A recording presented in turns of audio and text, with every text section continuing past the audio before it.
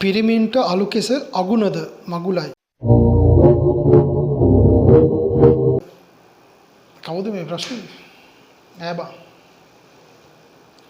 පිරිමින්ට අලු කෙසෙල් අගුණද? උඹලත් අහන ප්‍රශ්න බං.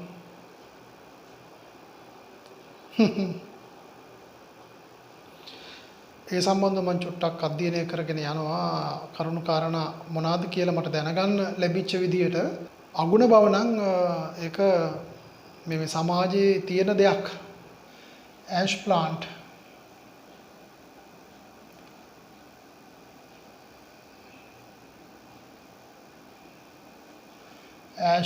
කරි අලු කෙසෙල් කරියක් අපි හදා ගන්නවා කියලා කියන්නකෝ. අලු කෙසෙල් හරි ගුණයි ඈ. ওই විකාර ඔළුවේ තියාගෙන කන්න නැතුව එහෙම ඉන්න එපා. අලු කෙසෙල් කියන්නේ මාර ගුණ කෑමක්. සහන ගුණ කෑමක්. මේක ඇතුලේ ක්‍රියාත්මක වෙන ආකාරය මම පැහැදිලි කරන්නම්. සාමාන්‍යයෙන් දැන් ඇෂ් ප්ලාන්ට් එක අලු කෙසෙල් ගත්තොත් මේ කරිය ඔය කට්ටිය කන්න පිරිමි අය කන්න නැතුව ඉන්න එපා. රස කෑමක්.